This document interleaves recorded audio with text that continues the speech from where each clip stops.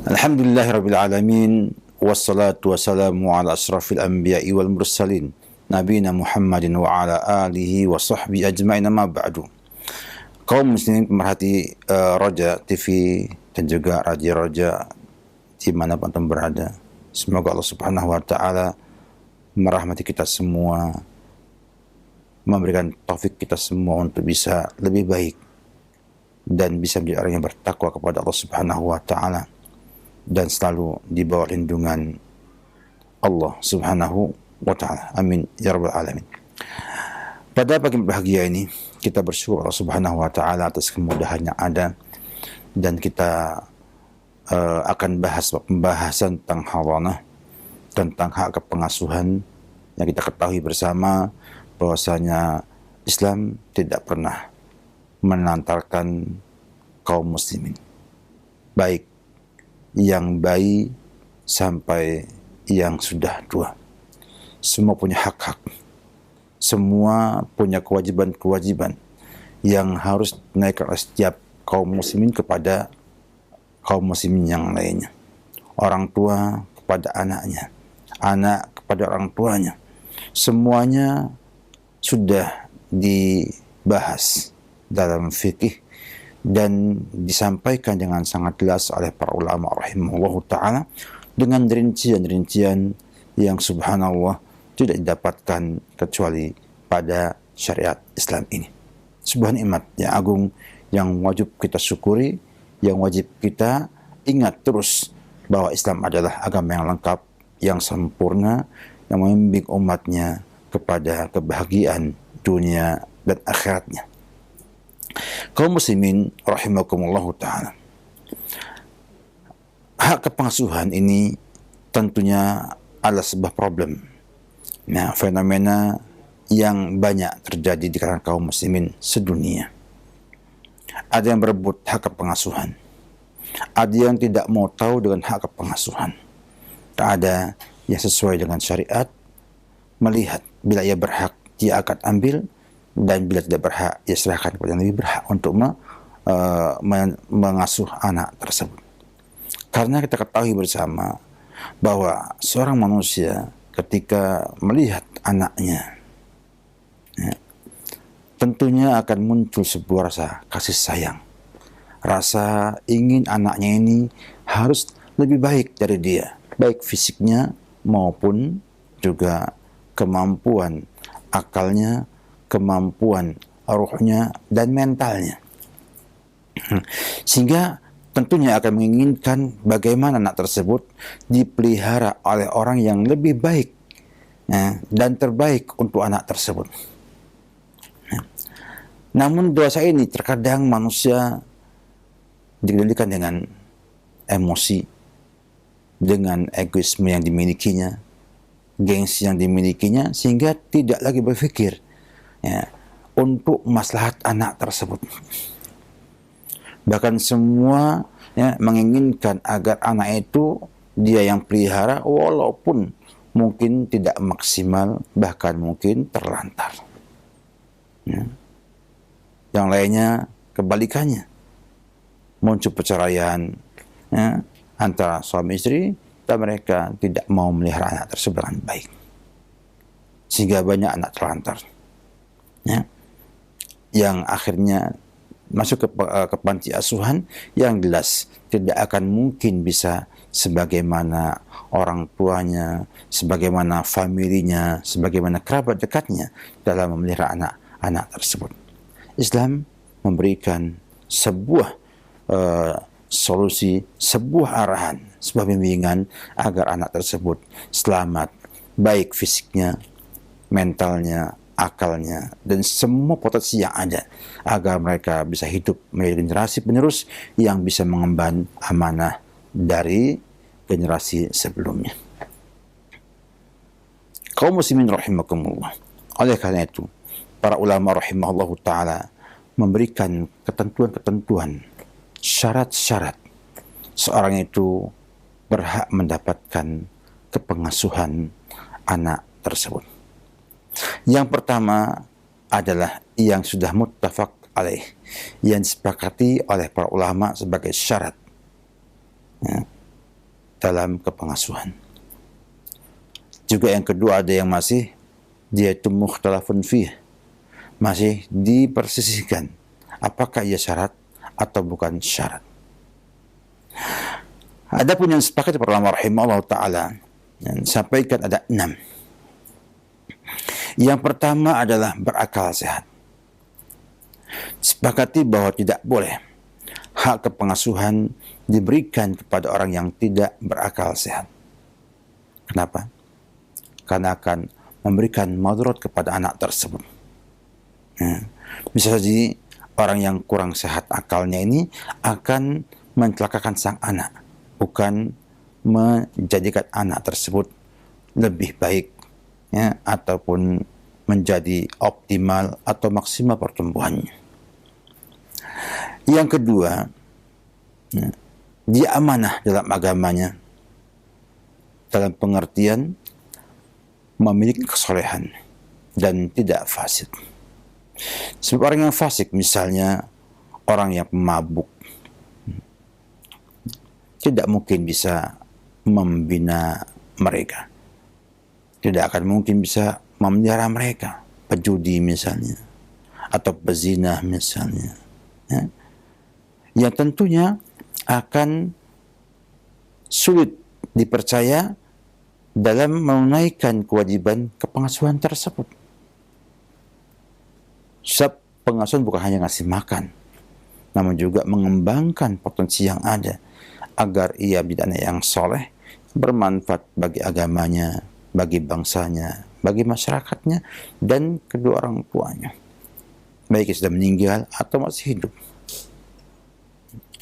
Sehingga menyerahkan anak kepada orang-orang yang fasik seperti ini, itu berbahaya bagi perkembangan anak tersebut. Yang ketiga, memiliki kemampuan dalam mengurus urusan dan mendidik anak yang diasuhnya. Ada dia orang yang punya kemampuan, ya, dalam mengurus, ya, urusan dan juga mengurus dan mampu mengurusi, ya, mendidik anak-anak yang diasuhnya tersebut.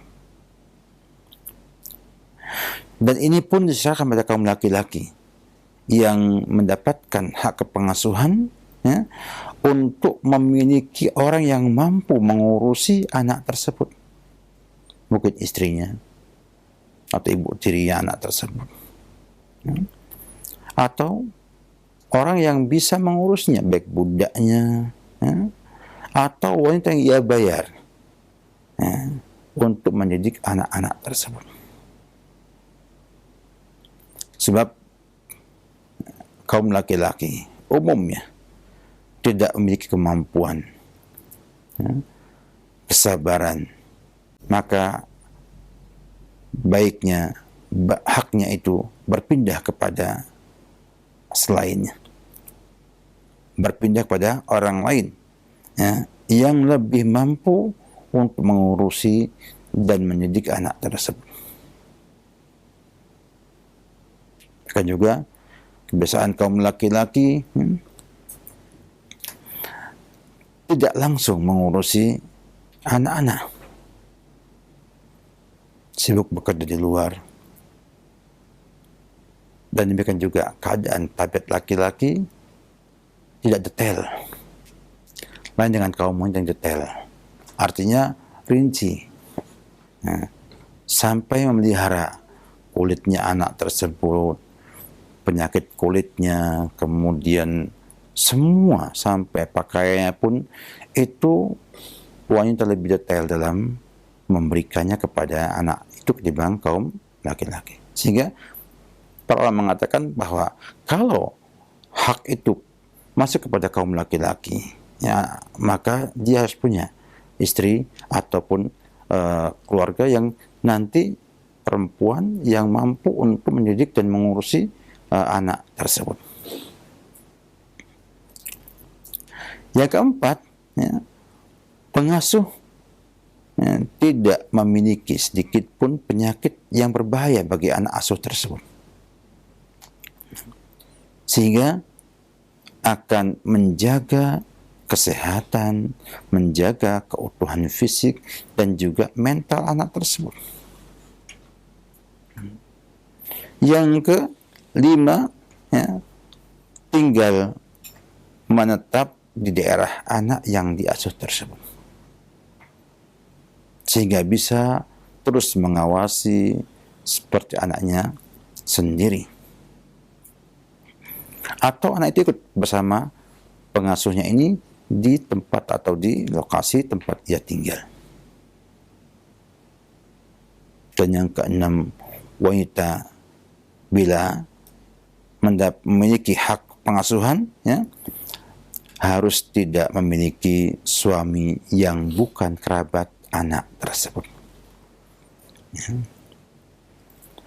Sehingga para ulama mengatakan, sebagaimana Syafi'i Ibn Mundir dalam kitabnya, ya, Al-Ijma', ya, kata beliau, mereka berijma', para ulama rahimahullah ta'ala berijma', ya, bahwa pasangan suami istri apabila berpisah dan memiliki anak bayi, maka ibunya yang paling berhak mengasuhnya selama belum menikah lagi, dan berijma' bahwa tidak ada hak bagi ibu pada anaknya bila telah menikah lagi.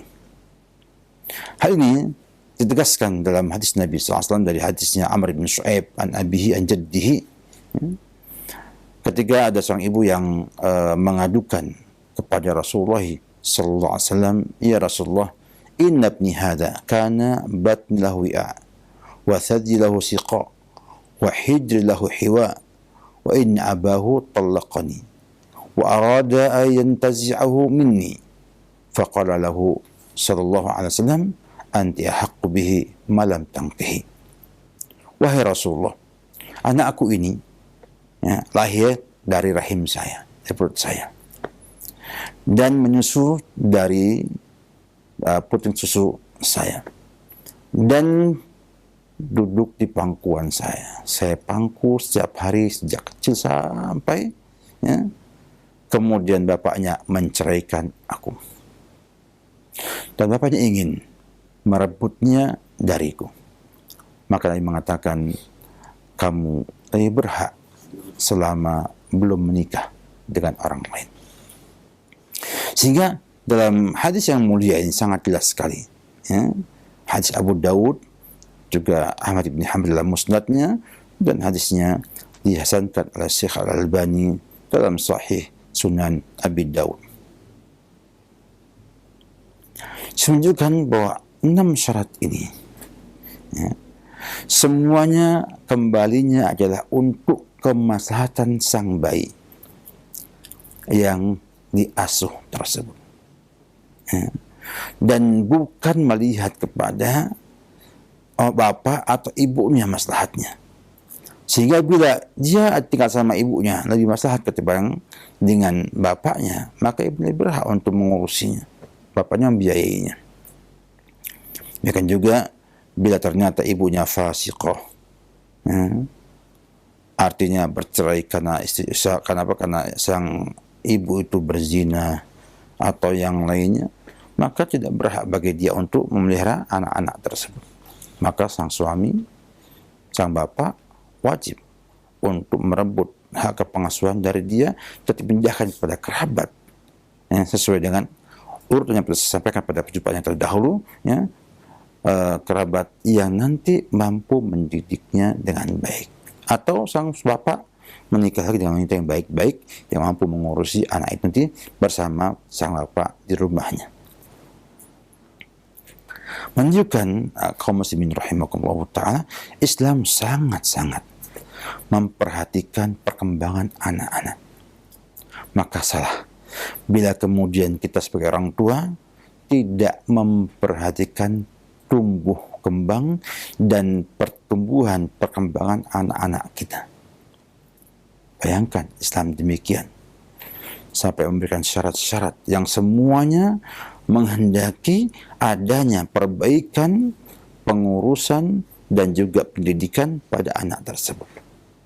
Maka sangat-sangat naib bila kita semua tidak memperbaiki pemeliharaan dan pendidikan anak-anak kita tersebut. Di sana ada juga yang dipersisihkan oleh para ulama sebagai syarat dalam hak kepengasuhan. Yang pertama adalah Islam. Apakah Islam itu adalah syarat hak kepengasuhan? Ada perbedaan pendapat para ulama dalam hal ini. Saya ambil singkat saja. Ada mazhab yang mengatakan bahwa itu bukan syarat. Itu bukan syarat. Mazhab Hanafiyah, Malikiyah, dan sebagian ulama Syafi'iyah. Dan yang lainnya, pendapat mazhab Hanabilah dan juga mayoritas ulama Syafi'iyah, dan yang paling sahih dari pendapat mazhab Syafi'iyah mengatakan dia syarat. Yang kedua, bahwa itu syarat. Karena nggak mungkin anak itu diasuh oleh orang yang tidak seagama dengan dia. Apalagi umumnya orang beragama itu ingin mengasuh anak, tentunya ingin anak itu sama dengan agama yang dimilikinya. Atau minimal mendapatkan pendidikan sebagaimana pendidikan orang tersebut. Sehingga sangat berbahaya bagi iman dan akidahnya anak tersebut. Sehingga yang mensyaratkan Islam sebagai syarat hak kepengasuhan itu lebih kuat dalam hal ini. Demikian juga kata mereka pada hadis Nabi SAW yang disampaikan oleh Imam Al-Bukhari, "Ma min mauludin yuladu 'alal fitrah illa 'alal fitrah. Fa abawahu yuhawidanihi aw yunassiranihi aw yumajisanihi." Bahwasanya anak bayi itu lahir itu dalam keadaan fitrah. Siapa yang merubahnya? Kedua orang tuanya. Artinya, kalaupun mungkin dia bukan orang tuanya, tapi dia mengasuhnya, maka ia telah mengambil posisi sebagai orang tua anak tersebut. Dan masa kecil ini masa yang sangat berpengaruh dan terpengaruh oleh pembina atau pengasuh anak-anak tersebut. Bila yang ngasuhnya baik, akan baik. Bila nggak baik, maka dia akan berbahaya bagi anak tersebut. Oleh karena itu, saya memandang bahwa pendapat ulama yang mengatakan syarat itu lebih kuat dan lebih maslahat bagi sang anak. Kalau seandainya misalnya orang yang fasik saja masih muslim, jadi tidak boleh mengasuh.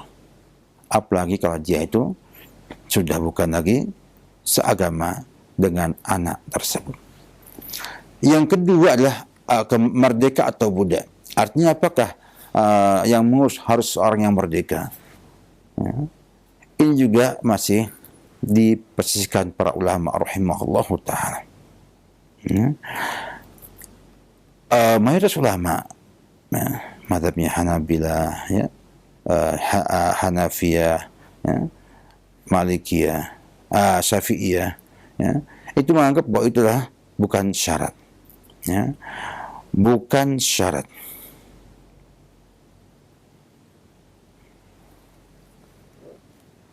Adalah syarat, adalah syarat dalam hak kepengasuhan. Mazhab Malikiyah dan Zahiriyah mengatakan tidak syarat. Kenapa demikian? Karena orang yang merdeka ini tidak memiliki kemampuan dan kebebasan dalam mengolah anak tersebut, karena ia terikat dengan tuannya.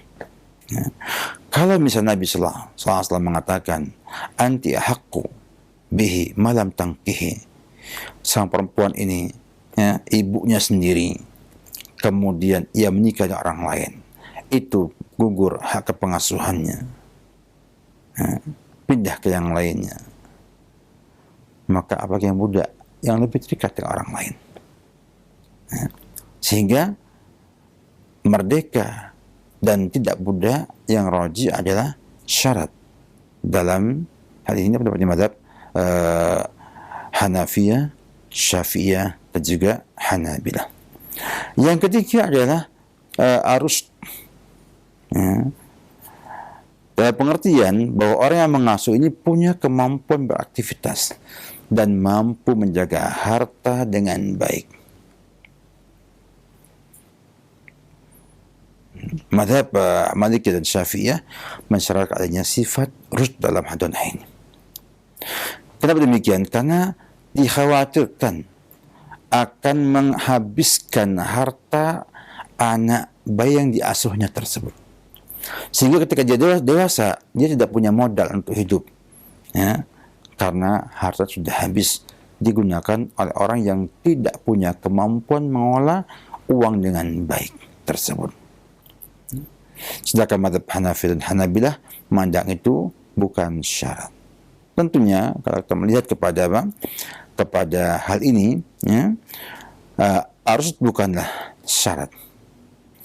Kenapa? Karena ia mengasuh anak dan bukan berarti ia mengelola harta anak bayi tersebut. Sehingga kalau dia bukan syarat, nah dia mengasuh, memelihara, mendidik, tapi keuangan dipegang oleh orang yang mampu mengelolanya. Sehingga dibatasi aktivitasnya menggunakan harta bayi tersebut, ya, kecuali dengan adanya orang yang punya sifat rusd, sifat mampu beraktivitas dengan baik pada harta anak tersebut. Nah, jadi jelaslah, ya, bahwa ini semua, ya, adalah upaya para ulama rahimahullah untuk menampakkan kepada kita keindahan Islam, kelengkapan Islam, ya, sehingga orang yang memandang ini semua tentunya tidak akan beralih kepada undang-undang, aturan, konsep, pemikiran, ya, yang tidak sejalan dengan konsep syariat Islam. Sebab tidak ada yang mampu membuat sebuah konsep yang lengkap, detail seperti ini kecuali syariat Islam. Karena dia dari Allah Subhanahu wa taala yang maha mengetahui maslahatnya manusia dan maha mengetahui keadaan yang terbaik buat manusia.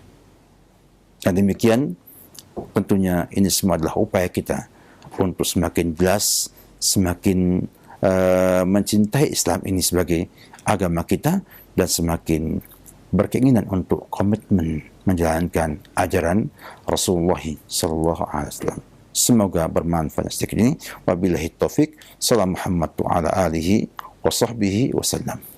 Baik Ustaz, barakallahu fikum. Fikum barakallahu. Jazakallahu khairan. Terima kasih atas bimbingan dan pelajaran yang telah disampaikan di kesempatan pagi hari ini. Semoga menjadi tambahan ilmu untuk kita semuanya. Allah berkahi, Allah berikan taufik untuk kita bisa memahami dan mengamalkannya. Selanjutnya kami akan bacakan dari pesan singkat yang telah masuk. Pertanyaan: Assalamualaikum Ustadz, dari saudara kita Ramadan di Kalteng. Ustadz, bolehkah saya mengambil anak saya dari ibunya yang saat ini diasuh ibunya dalam lingkungan yang kurang baik? Saya ingin bawa ke tempat saya yang insya Allah tempatnya sesuai lingkungannya, sesuai sunnah. Silakan Ustadz. Kasus seperti ini harusnya dipandang juga dari banyak sudut. Nah, apakah Anda memiliki istri yang siap memeliharanya dengan baik juga? Ya. Bila ada Anda memiliki istri yang siap juga memelihara dia, tidak mengapa dialihkan kepada yang lebih baik. Ya, sebab kita ketahui bahwa lingkungan yang tidak baik, ya, itu akan mempengaruhi sifat, karakter, dan juga akhlak anak tersebut. Bahkan juga bisa mempengaruhi akidah dan juga agama anak tersebut. Namun bila Anda tidak memiliki istri yang siap memelihara dia, artinya punya istri yang tidak mau memelihara anak selain anaknya dia, ada zaman sekarang seperti itu, harusnya kan menjaga memelihara anak-anaknya suami, ya, bukan anaknya dia saja. Atau sang wanita nggak mampu untuk memelihara, ya, artinya bukan orang yang mampu untuk memelihara bayi, tidak mampu memelihara anak-anak kecil, sehingga akhirnya sama. Yang sana mampu memelihara tapi punya jelek, yang sini baik tapi nggak bisa memelihara.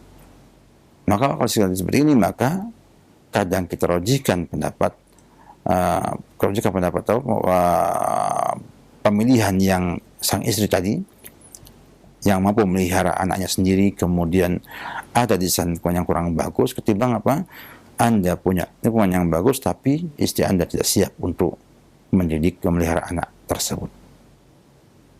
Jadi intinya adalah dipandang mana yang maslahat bagi anak tersebut, bukan bagi Anda sebagai bapak atau dia sebagai ibu.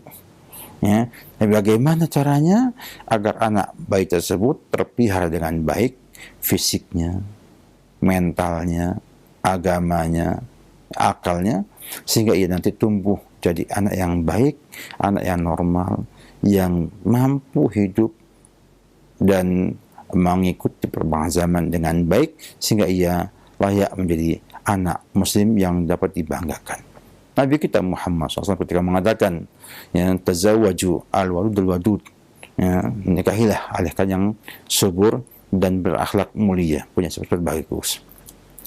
Nah, fa inni mukatsirun bikumul umam yaumil qiyamah. Kamu bangga dengan jumlahnya akan hari kiamat nanti. Tentunya adalah akan bangga bila umatnya itu umat berkualitas. Umat berkualitas. Bukan umat yang hanya kayak gusa, kayak buih, ya, yang bila arusnya ke kanan, dia ke kanan, ke kiri, dia ke kiri, yang tidak punya sama kualitas yang baik. Maka anak ini, sebagaimana kita ketahui, Anda orang tua yang sangat sayang sama anak Anda, jadikanlah ya, proses yang baik menjadi tinjauan utama dalam mengambil hak kepengasuhan untuk anak tersebut. Anda lebih tahu kondisi yang ada, silakan dia timbang-timbang. Bila ternyata baiknya sama ibunya, jangan Anda ambil. Ya, karena Anda harus berpikir itu maslahat buat anak Anda. Tapi kalau Anda lihat bahwa lebih baik tinggal bersama Anda dengan adanya perhitungan yang jelas, maka silakan diambil. Ya, karena itu jadi hak Anda sebagai bapak yang ingin anaknya jadi anak yang soleh, dan aset yang berharga bagi kita adalah anak yang soleh di dunia sampai kita nanti di akhirat nanti. Wabillahi taufik. Baik. Terima kasih atas jawaban dan nasihat yang bermanfaat yang telah disampaikan bagi penanya via pesan singkat Saudara Ramadan di Kalimantan Tengah. Selanjutnya kami berikan kesempatan kembali untuk Anda yang ingin bertanya. Kali ini kami akan angkat dari via telepon. Silakan. Halo. Iya, halo. Halo, Assalamualaikum. Waalaikumsalam warahmatullahi wabarakatuh. Bapak dengan siapa di mana ini? Mau melalui Kepri, Ustaz. Silakan Bapak pertanyaannya. Assalamualaikum, Ustaz. Waalaikumsalam warahmatullahi wabarakatuh.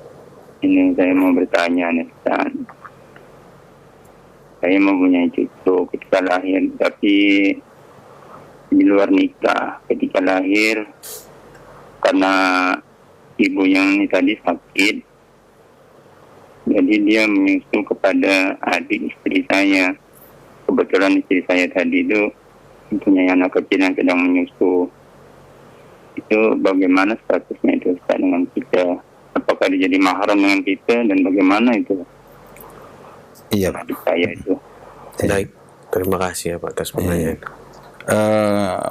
Masalah anak yang lahir sebelum pernikahan resmi, di luar pernikahan yang resmi seperti ini, yang sah secara agama, ya, memang di antara solusi yang bisa dilakukan seorang untuk menjadikannya sebagai mahram, ya, adalah disusui dengan adiknya, ya, adiknya, sehingga bapak karena adik bapak itu adalah ibu susunya, maka bapak adalah pamannya dari anak susuan tersebut, sehingga jadi mahram. Jadi mahram. Ya. Demikianlah solusinya, tapi tetap dia tidak bisa diwalikan oleh orang tua biologisnya tersebut. Ya.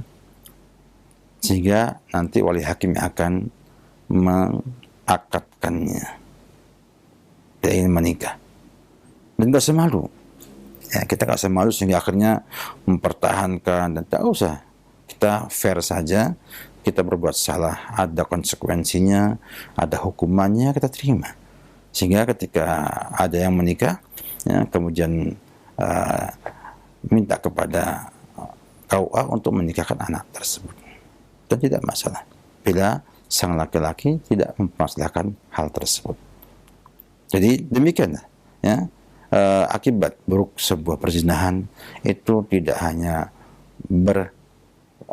berkisar pada dua pelakunya, namun juga pada hasil daripada perzinahan tersebut membuat masalah lagi.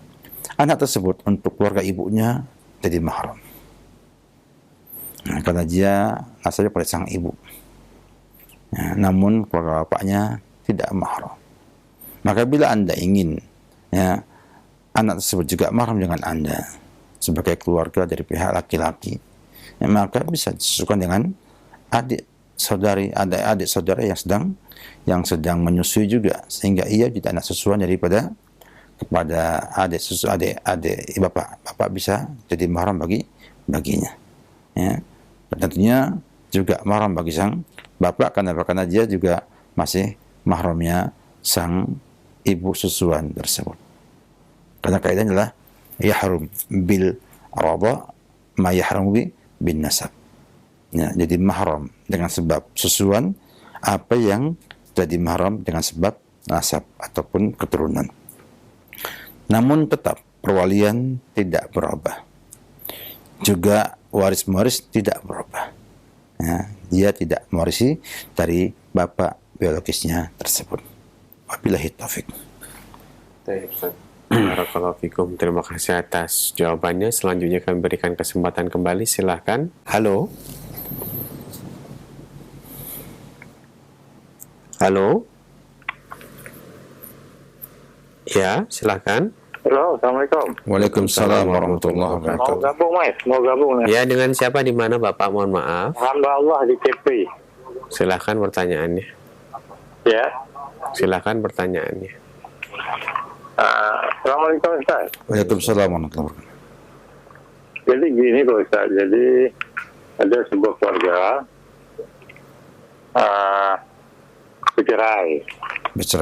Ya. bercerai, kemudian baru-baru bercerai berapa bulan, suaminya menafkahi si anak. Anaknya satu aja.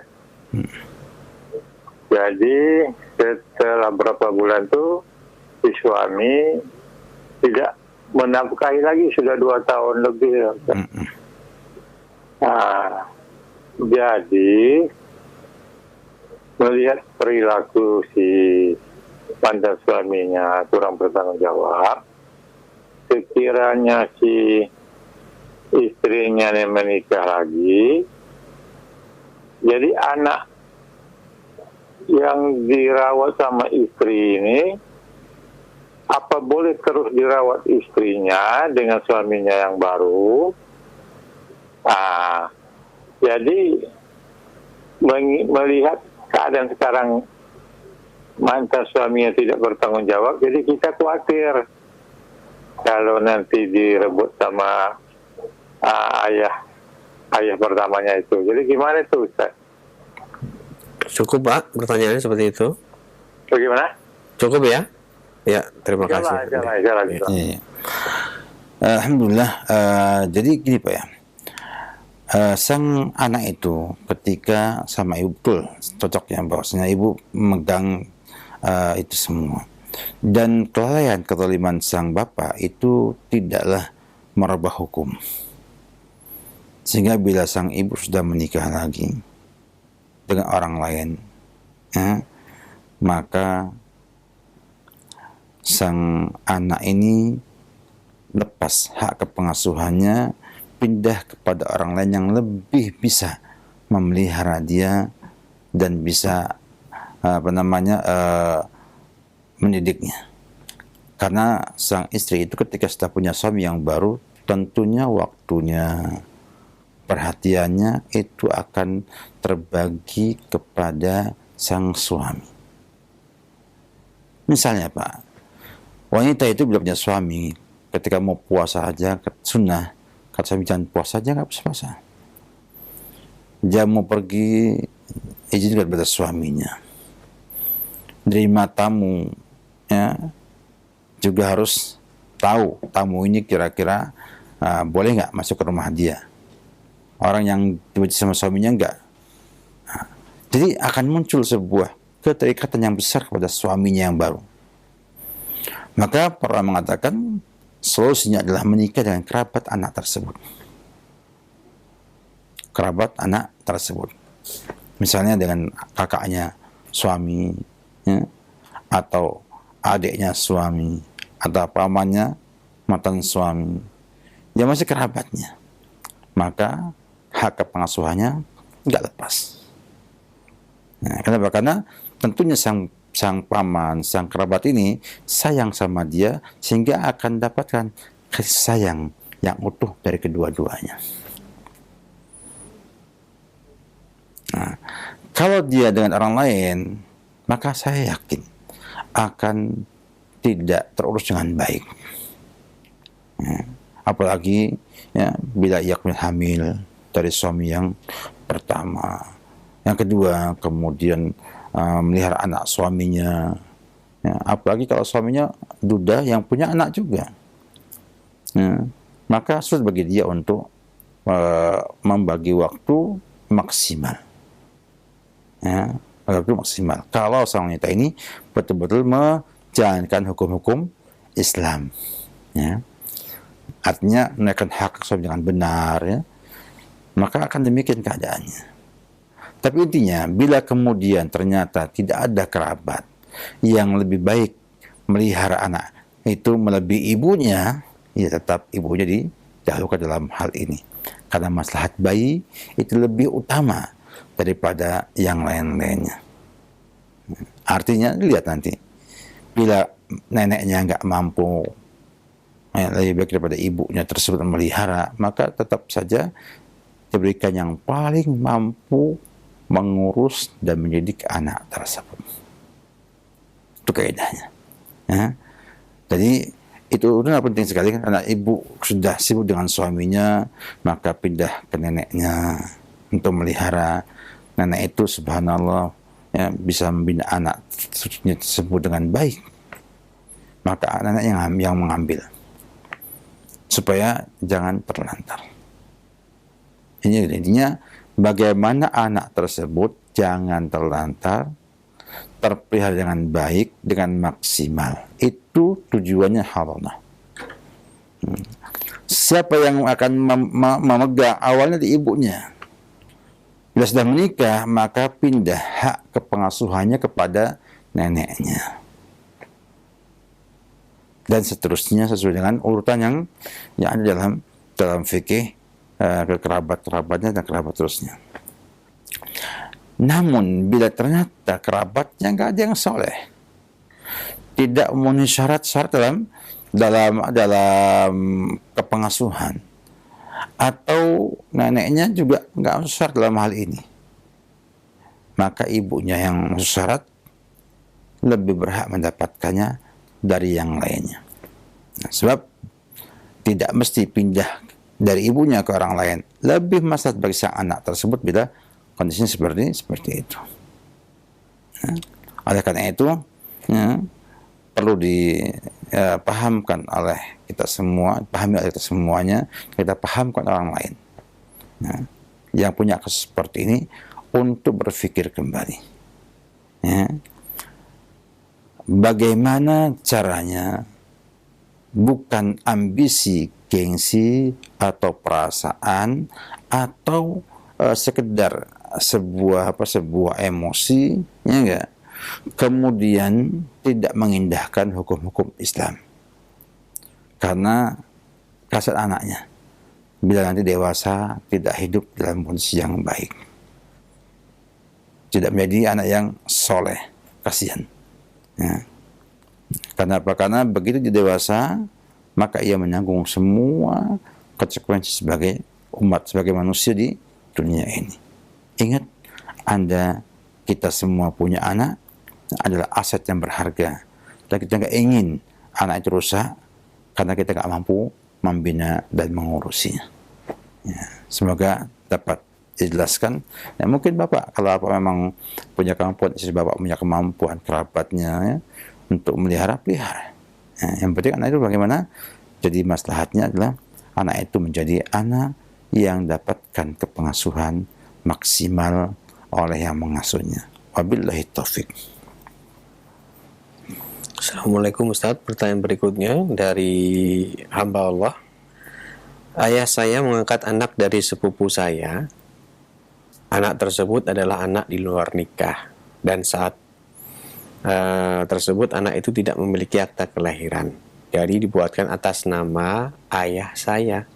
Dinisbatkan kepada ayah saya. Nah, bagaimana Ustadz ini solusinya?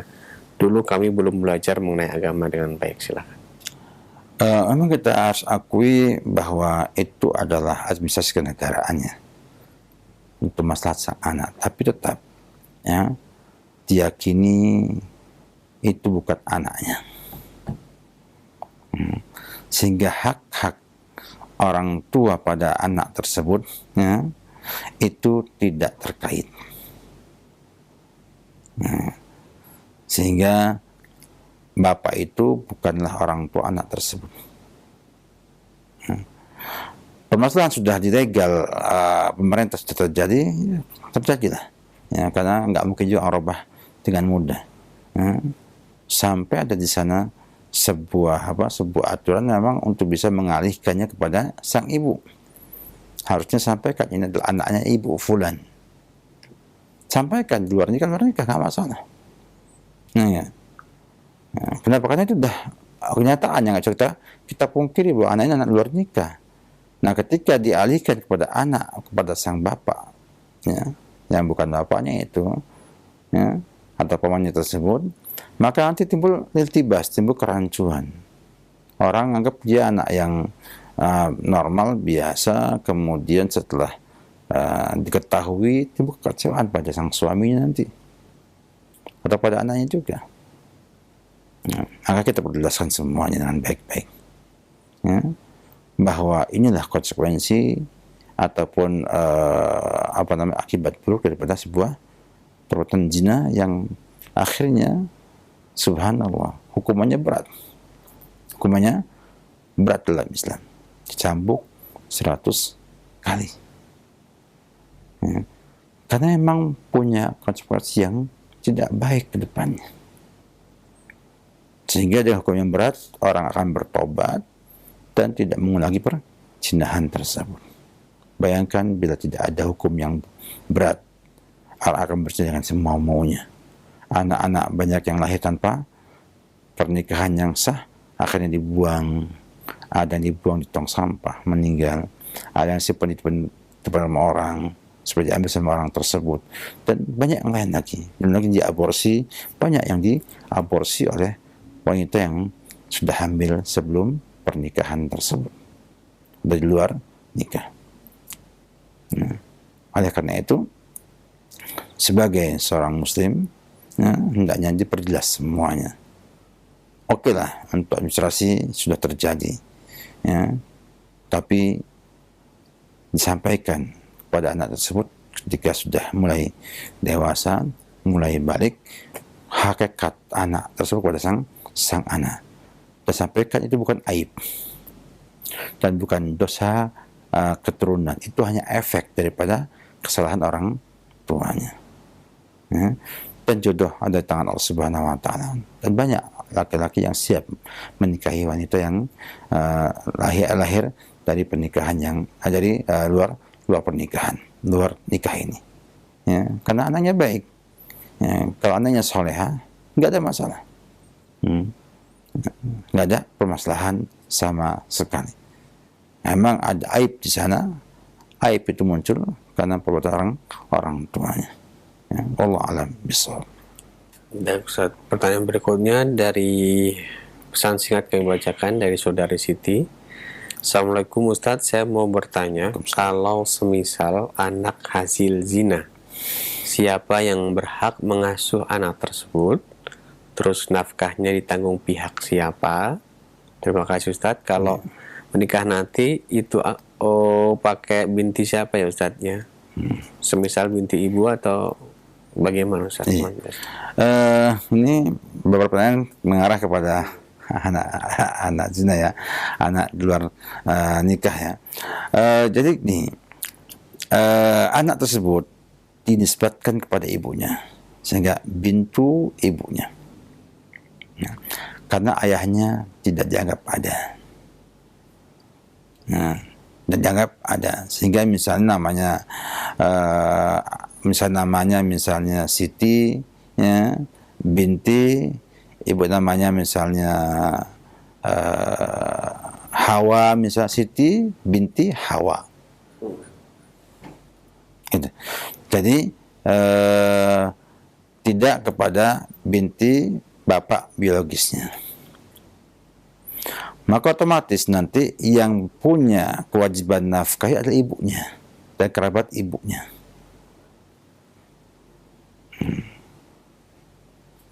Ya, kerabat ibunya ataupun ibunya. Nah, sehingga hak kepuasan juga kepada ibunya. Nah, karena memang dia anak ibu bukan anak bapak. Nah gitu. Ini bahasa saya aja ya.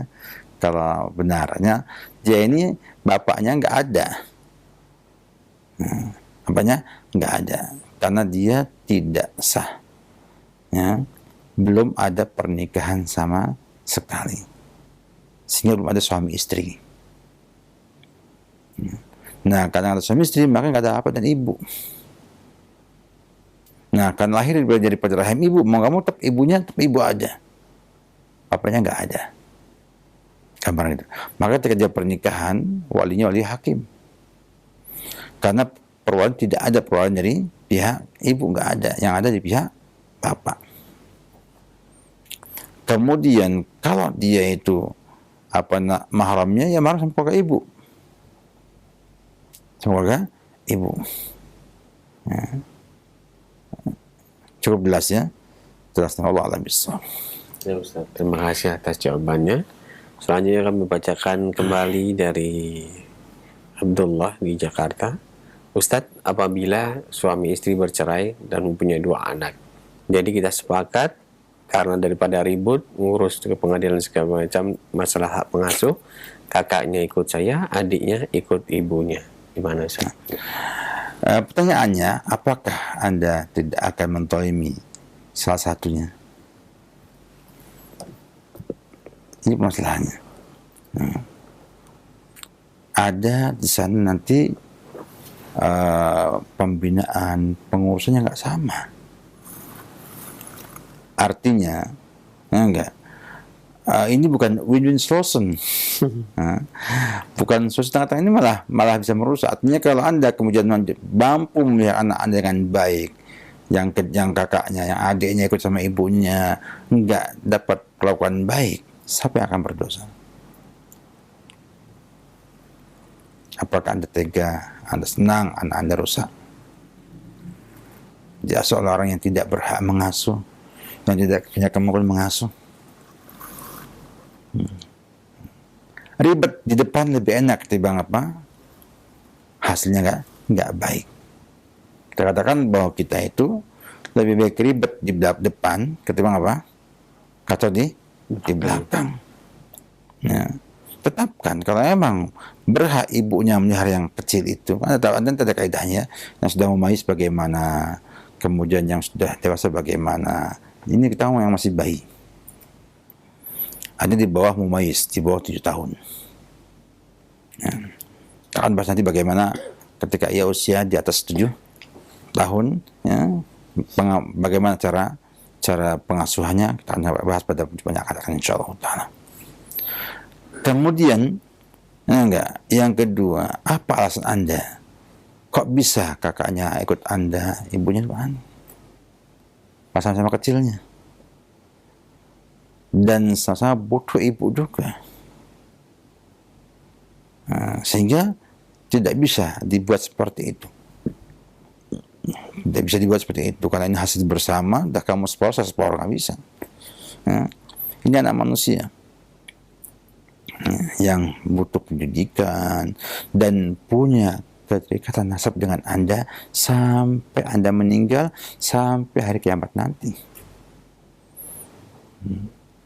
Jadi hubungan bapak dengan anak itu panjang, bukannya dunia akhirat, panjang.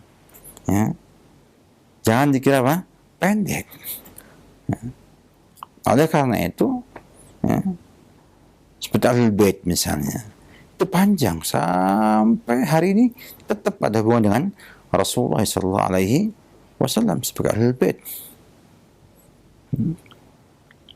Walaupun dipahami ini bukan hanya anak turunan Ali bin Abi Thalib, tapi juga anaknya, cucu Nabi, dari semua yang ada. Juga istri Nabi dengan kerabat yang ada. Sehingga Bani Hashim itu semuanya Ahlul Bait. Bila dipandang dari sudut apa? Sudut Rasulullah SAW, kerabat Rasulullah SAW. Dilarang makan zakat, ya, dan sebagainya. Sehingga Ahlul Bait adalah istri para Nabi, istri Nabi, kemudian keturunan saat familinya Nabi kita Muhammad SAW. Sehingga anaknya Ali bin Abi Thalib adalah Ahlul Bait. Bukan hanya Fatimah yang jadi sebagai induk daripada Ahlul Bait.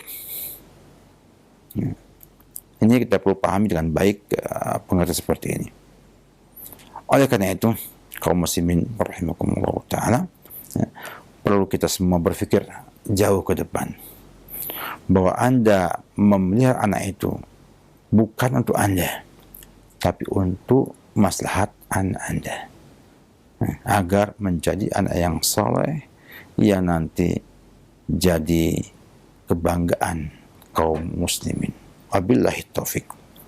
Baik, Ustaz. Barakallahu fikum. Terima kasih atas jawabannya. Selanjutnya kami berikan kesempatan untuk terakhir Anda yang ingin bertanya via telepon. Halo. Assalamualaikum warahmatullahi wabarakatuh. Waalaikumsalam warahmatullahi wabarakatuh. Dengan Ibu siapa di mana ini? Dengan Umar Ibrahim di Padang Lawas. Silakan Ibu pertanyaannya.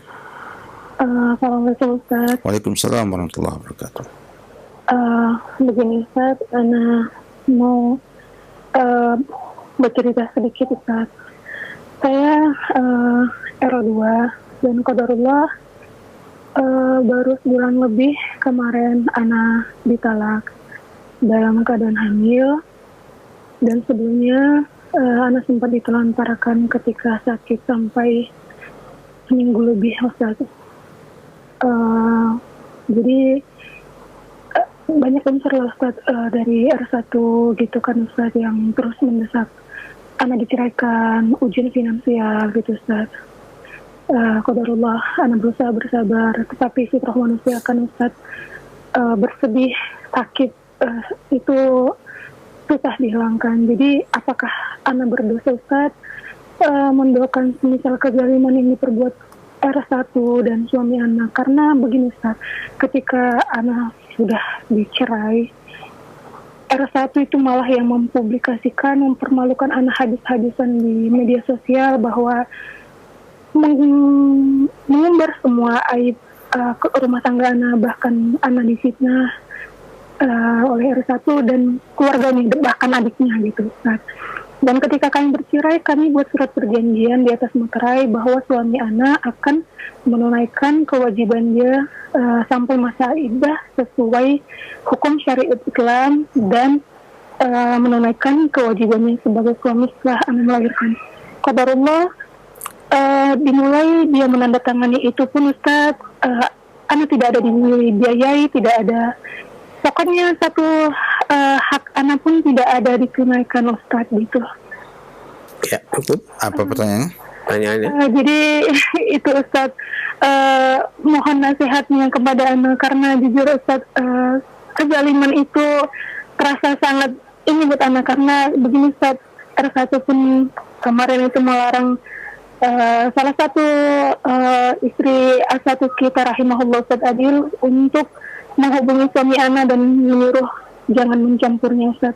Bagaimana hukumnya terhadap suami anak Ustaz yang tidak menunaikan perjanjiannya dengan anak di atas materai dengan Allah, dan mohon nasihatnya Ustaz agar anak lebih bersabar menghadapi kezaliman mereka hingga hari ini. Baik Ibu. Jazakumullah khairan wa barakallahu fikum. Barakallah. Dunia adalah negeri ujian. Ini sebuah hal yang sudah disepakati oleh semua orang. Ya. Ridho, enggak ridho, enggan, tidak enggan, ya. Inilah dunia tempat ujian manusia untuk meraih surganya Allah Subhanahu wa Ta'ala. Maka seorang apabila ingin bisa bersabar dengan semua musibah yang ada, ya, dan bisa menghilangkan sakit hati yang katanya susah untuk disembuhkan, itu akan mudah bila semuanya dikembalikan kepada Allah Subhanahu wa Ta'ala. Ingat ketika kita datang musibah, apa yang kita ucapkan? Inna lillahi wa inna ilaihi raji'un. Nah, musibah apa saja, kematian, ya? Karena ini Allah Subhanahu wa Ta'ala, milik Allah, kita akan kembali pada Allah Subhanahu wa Ta'ala. Kita pasrahkan sama Allah Subhanahu wa Ta'ala. Ya. Dan orang nyakiti kita pun tidak ada masalah. Kita kalau nggak mau membalas, memaafkan saja, pahalanya besar. Jadi kita harus menjadi abnaul akhirat, menjadi anak-anak akhirat, bukan anak dunia. Sehingga yang namanya sakit hati itu, bila kita sabari, kita hilangkan dalam diri kita, itu menguntungkan diri kita sendiri. Dan kalau dipertahankan, itu kita yang rugi. Yang disakit, yang mendolimi tidak sadar, ya, dan kita kehilangan pahala. Dan juga kita kehilangan waktu untuk ibadah kepada Allah Subhanahu wa Ta'ala. Bahkan kadang-kadang membuat kita berdosa dengan mengatakan sakitnya di sini susah untuk disembuhkan. Tidak demikian. Nabi kita Muhammad SAW adalah contoh yang utama. Laqad kana lakum fi Rasulillahi uswatun hasanatun. Itu siapa? Liman kana yarjullaha yaumal akhir wa dzakarallaha katsiran. Ya. Beliau itu disakit sama Abu Sufyan. Ya. Tetapi memaafkan beliau ketika masuk Islam. Beliau disakiti oleh Ikrimah bin Abi Jahal, anaknya Abu Jahal, musuh utama beliau. Sakitnya itu mestinya kalau kita bukan hanya di hati, sampai seluruh tubuh kita sakit semuanya dengan perlakuan mereka kepada Nabi kita Muhammad SAW. Beliau maafkan. Bahkan Wahsy yang membunuh paman beliau yang paling beliau cintai, Hamzah bin Abdul Muttalib, beliau maafkan. Dan beliau tidak sakit hati. Hanya beliau ingat ketika melihat Wahsy, ingat dengan keadaan pamannya yang dibelah, perutnya diambil jantungnya, ya, dan tidak dimakan oleh Hindun. Dan Hindun yang berlaku demikian jelek kepada Hamzah pun tidak Nabi benci. Kenapa? Nabi menganggap itu sebagai ujian yang harus disabari dan ingin meraih pahala Allah Subhanahu wa Ta'ala yang besar, ya, surga. Jadi bila Anda, saudari, ya, sebagai istri yang kedua, kemudian dizalimi oleh suami, dan juga istri yang pertama difitnah dan lain sebagainya, lepaskan dari hati, sampaikan sama Allah Subhanahu wa Ta'ala semuanya. Ya Allah, ini semua adalah kezaliman, ini semua adalah fitnah kepada saya, berikan kepada saya pahala yang besar, dan minta pengganti yang baik. Minta pengganti yang baik, ya, yang bisa jadi Allah Subhanahu wa Ta'ala akan mengganti dengan suami yang bisa membuat saudari tersenyum dan bahagia nantinya. Ingat, hidup nggak hari ini aja. Nasib buruk kita sekarang ini tidak mesti besok buruk terus. Maka seorang mukmin ketika kena musibah, kena fitnah, kena aibnya dibongkar orang, ingat bahwa ia hidup ini untuk Allah Subhanahu wa taala. Ya. Kalau memang ia merasa tidak ada pada omongan tersebut, maka minta sama Allah pahala. Ya Allah, beri saya pahala. Kalau saudari suami berbuat zalim seperti itu, angkat kepada Allah, ya Allah, berilah ganti yang lebih baik untuk saya. Suami yang lebih baik, yang nanti bisa memberi kebahagiaan pada saudari. Itu harusnya, bukan sakit dipertahankan. Dan tidak usah diingat-ingat. Kalau mau sabar. Ingat bahwa belum tentu saudari mempertahankan sakit hati itu bermanfaat bagi saudari. Ada yang mengatakan, Ustaz nggak tahu sakitnya kami. Maka jawabannya sama kayak Nabi kita Muhammad SAW ketika dia melewati seorang wanita yang menangis karena anaknya yang wafat. Kata Nabi, ittaqillah wasbiri. Apa kata wanita ini? Ilaika anni fa innaka lam tusib ma asaban. Kata dia, kamu nggak pernah tahu apa yang saya sakit ini. Sedihnya saya kamu nggak tahu. Nabi nggak marah, pergi Nabi. Kalau kita sakit hati itu, kita nasihati baik-baik malah dicaci, maka sebenarnya nggak marah. Nabi nggak sakit hati. Nabi pergi. Tentang Fadl bin Abbas mengatakan, tahukah anda siapa dia? Kata orang, nggak tahu saya. Lama arifu, saya nggak tahu. Dari Nabi kita Muhammad SAW. Kemudian apa? Perempuannya kaget sekali. Kok bisa ngomong keras kepada Nabi kita Muhammad SAW? Maka bergegas dia ke rumah Nabi kita Muhammad SAW. Dan mengatakan, ya Rasulullah, saya nggak tahu kalau engkau yang mengatakan demikian. Nabi enggak mencela dia. Nabi enggak merasa sakit hati sama dia. Hanya mengatakan innamas sabru inda satmatil ula. Sabar itu di tapakan yang pertama. Artinya di waktu pertama kena musibah. Itu sabar yang sabar bulan. Artinya yang sabar sempurna adalah kita sabar ketika kena musibah di awal. Maka saya ngajak ukhti untuk sudahlah, jangan pedulikan yang tidak bermanfaat bagi ukhti. Yang manfaat adalah hilangkan kebencian, hilangkan sakit hatinya, fokus menghadap Allah Subhanahu wa taala. Kalau ukhti ingin punya suami lagi, minta sama Allah suami yang lebih baik, yang lebih saleh, yang bisa membahagiakan ukhti. Dan Allah Subhanahu wa mendengar, mengijabahi orang yang mazlum. Waktunya Allah bukakan pintu doa orang yang mazlum itu makbul. Ketika ukhti dalam keadaan tertolimi, angkat tangan sama Allah Subhanahu wa taala, berdoa agar Allah mengganti suami yang lebih baik dan kebahagiaan pada ukhti dunia dan akhirat.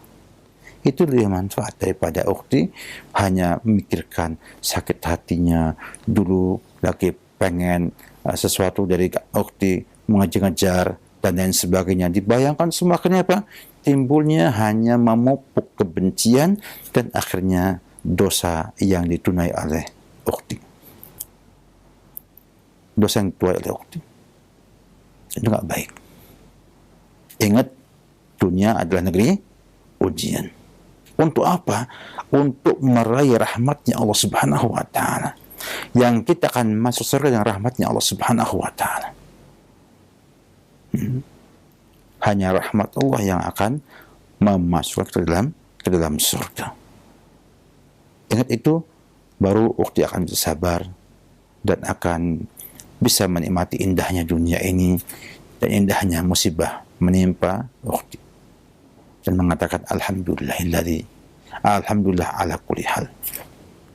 Karena belum tentu bila bertahan terus pernikahan ukti dengan suami tersebut, ukti tidak akan dapatkan yang lebih parah daripada yang sekarang ini.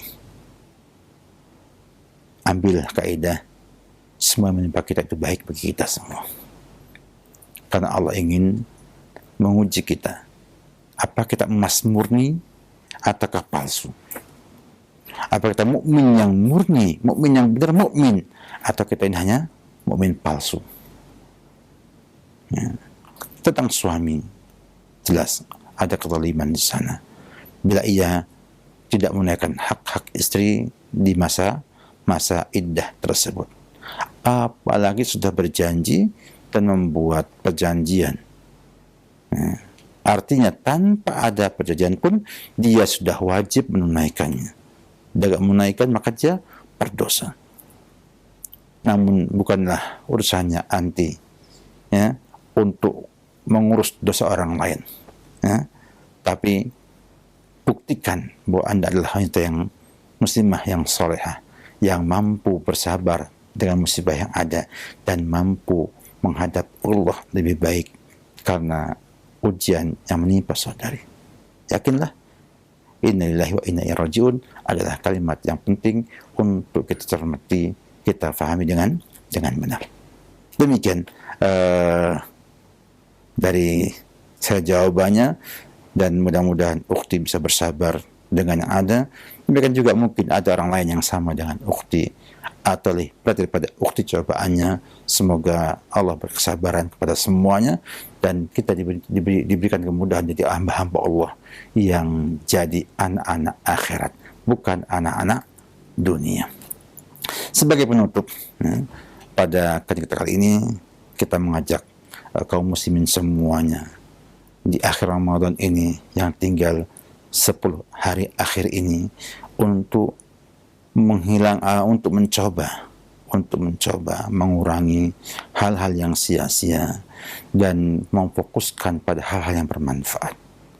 Perbanyak baca Quran, perbanyak sholat, perbanyak sedekah, perbanyak semua amal soleh di 10 hari terakhir ini. Semoga Allah Subhanahu wa taala memudahkan kita untuk bisa berjumpa dengan malam qadar dalam kondisi ibadah kepada Allah Subhanahu wa taala dengan maksimal, ya, dan dimudahkan juga untuk memiliki doa-doa yang mustajab di hari-hari yang mulia ini, dan istiqomah di ba'da Ramadan dengan ibadah dan ketakwaan yang ada. Demikian syukur, terima kasih kepada teman-teman di Studio Raja yang telah menyambut saya dan kemudian mengadakan kajian seperti ini. Semoga Allah Subhanahu wa taala memberkahi mereka dan juga memberkahi Raja TV, dan ini semua adalah dari anugerah Allah Subhanahu wa taala semuanya. Semoga Allah memberi kepada kita semua kebaikan. Bahkan juga para pemirsa, para pendengar yang aktif dan yang pasif, semoga Allah memberi kepada antum ilmu yang manfaat dan menjadikannya sebagai satu di antara kebaikan yang akan memperberat timbangan kebaikan kita semua di akhirat nanti. Minta maaf atas kekurangan yang ada benar dari Allah Subhanahu wa taala dan salah dari saya pribadi dan godaan syaitan yang terkutuk. Saya beristighfar dan mohon Allah ampunan atas kesalahan yang ada. Wabillahi taufiq. Wassalamu Muhammad wa ala alihi wa sahbihi wasallam.